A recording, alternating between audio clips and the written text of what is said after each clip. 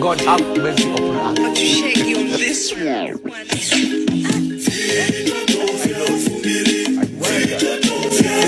Basi ndugu yangu popote pale ulipo, kama una kitoto cha 2000 kiambie hai.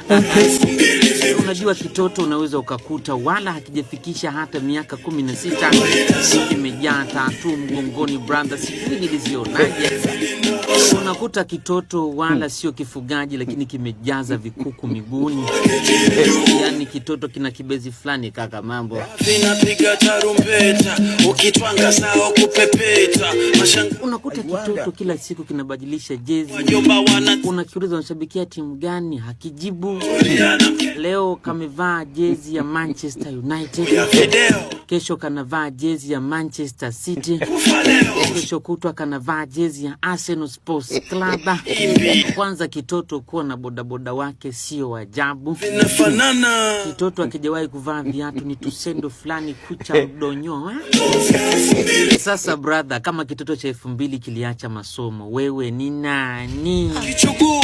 Wewe ni nani? Kankuta tamasina eti hata wakaka havitaki vinataka wababa eti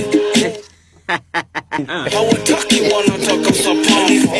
Sasa brother, kitoto kinataka sasamba na hicho kitambi. Vitoto vitaniua, vitakuwa kweli na hicho kitambi hakijafuata hicho. Kinakizungusha. Kitambi chako ni kikubwa. Kitambi chako ni kizuri. Anasema sasampa zako ni tamu.